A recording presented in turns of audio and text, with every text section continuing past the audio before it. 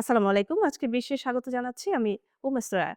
মধ্যপ্রাচ্যে যুদ্ধের ঘনঘটা, ক্ষেপণাস্ত্র মোতায়েন, বিমানবাহী রণতরীর উপস্থিতি এবং কূটনৈতিক চাপ সব মিলিয়ে পরিস্থিতি উত্তপ্ত হয়ে উঠেছে। যুক্তরাষ্ট্র, ইরান ও ইসরায়েলের কৌশলগত টানাপোড়েন এখন এমন পর্যায়ে পৌঁছেছে যেখানে একটি ভুল পদক্ষেপ বড় ধরনের সংঘাত ডেকে আনতে পারে বলে আশঙ্কা করছেন বিশ্লেষকরা।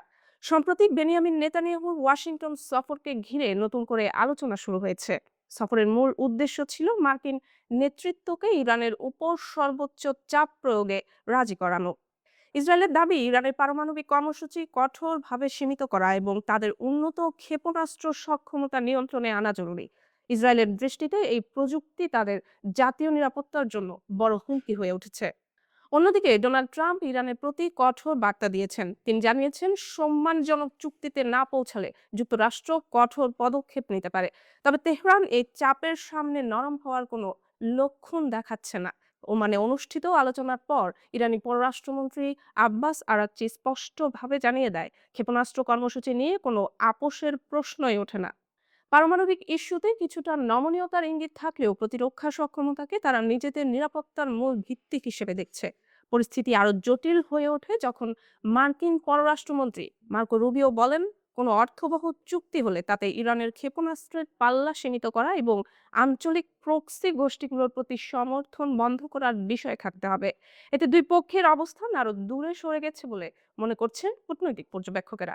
মার্কিন প্রতিরক্ষা দপ্তর মধ্যপ্রাচ্যের দ্বিতীয় বিমানবাহী রণতরী ইউএসএস জেরাল্ড ফোর্ড মোতায়েন করার পর উত্তেজনা আরো বেড়েছে।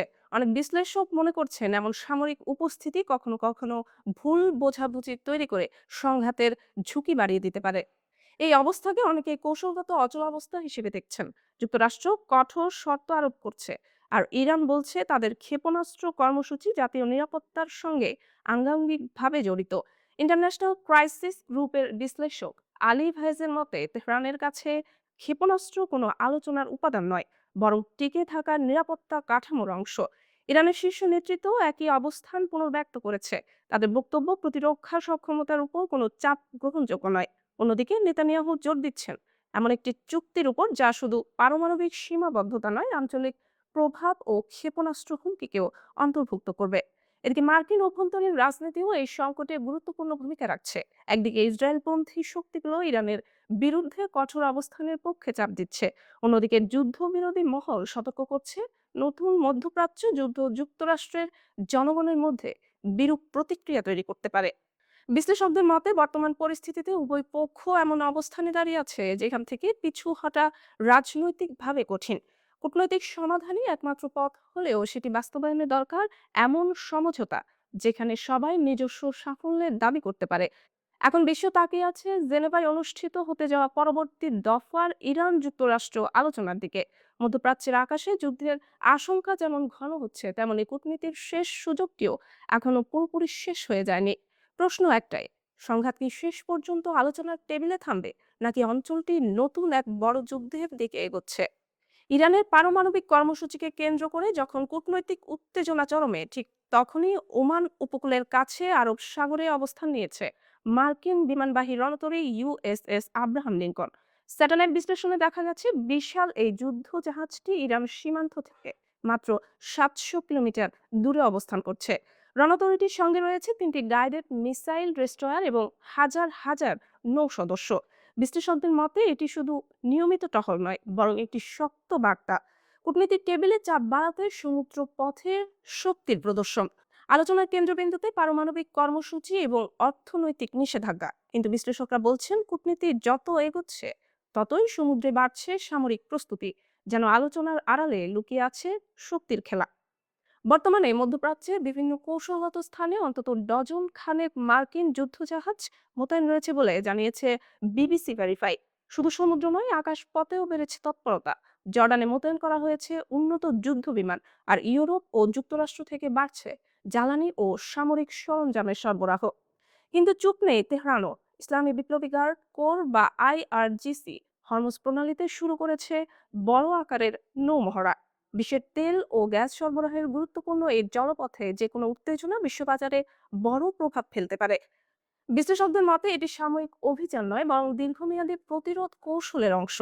সামরিক বিশেষজ্ঞরা বলছেন, বর্তমান সাজসজ্জা ইঙ্গিত দেয় প্রয়োজনে বড় পরিসরের সংঘাতেও দ্রুত সাড়া দেওয়ার সক্ষমতা তৈরি করছে ওয়াশিংটন। আর এই শক্তি প্রদর্শনের মূল বার্তা একটাই, আলোচনায় সমাধান না এলে বিকল্প প্রস্তুত আছে।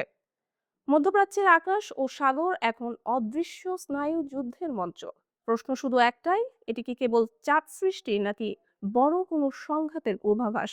ভেনেজুয়েলাকে ঘিরে যুক্তরাষ্ট্রের সামরিক তৎপরতা এবং প্রেসিডেন্ট নিকোলাস মাদুরোকে কেন্দ্র করে পরিচালিত অভিযানে এখন পর্যন্ত প্রায় $3 বিলিয়ন ব্যয় হয়েছে। ব্লুমবার্গের এক প্রতিবেদনে বলা হয়েছে এই ব্যয় সরাসরি মার্কিন করদাতাদের অর্থ থেকে এসেছে বলে উল্লেখ করা হয়েছে। প্রতিবেদন অনুযায়ী গত জানুয়ারির শুরুতে মার্কিন প্রেসিডেন্ট ডোনাল্ড ট্রাম্পের নির্দেশে মাদুরো এবং তার স্ত্রী সিলিয়া ফ্লোরেসকে আটকের পর থেকে ক্যারিবীয় অঞ্চলে যুক্তরাষ্ট্র নৌবাহিনীর ব্যাপক উপস্থিতি বজায় রয়েছে। বর্তমানে নিউ ইয়র্কের একটি কারাগারে আটক মাদুরো দম্পতি তাদের বিরুদ্ধে আনা মাদক পাচার, সন্ত্রাসে সম্পৃক্ততা ও অস্ত্র চোরাচালানের অভিযোগ অস্বীকার করেছেন। তবে মার্কিন প্রশাসনের দাবি, ভেনেজুয়েলায় একটি সুশৃঙ্খল রাজনৈতিক রূপান্তর নিশ্চিত না হওয়া পর্যন্ত তাদের অবস্থান অব্যাহত থাকবে। যদিও হোয়াইট হাউস বলছে অভিযানে অতিরিক্ত ব্যয় হয়নি, নৌবাহিনীর খরচ বিশ্লেষণে ভিন্ন চিত্র উঠে এসেছে। ব্লুমবার্গের হিসেবে নভেম্বর থেকে জানুয়ারি পর্যন্ত প্রতিদিনের ব্যয় $20 মিলিয়ন ছাড়িয়ে যায়। বিশেষ করে USS Gerald R Ford strike group পরিচালনায় প্রতিদিন প্রায় $11.4 মিলিয়ন ব্যয় হচ্ছে।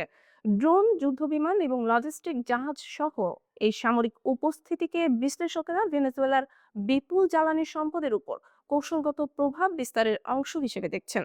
প্রতিবেদনে আরো বলা হয়, ভেনেজুয়েলার অন্তর্বর্তীকালীন কর্তৃপক্ষের সঙ্গে প্রায় 50 মিলিয়ন ব্যারেল তেল সরবরাহের একটি চুক্তি ইতোমধ্যেই সম্পন্ন করেছে যুক্তরাষ্ট্র।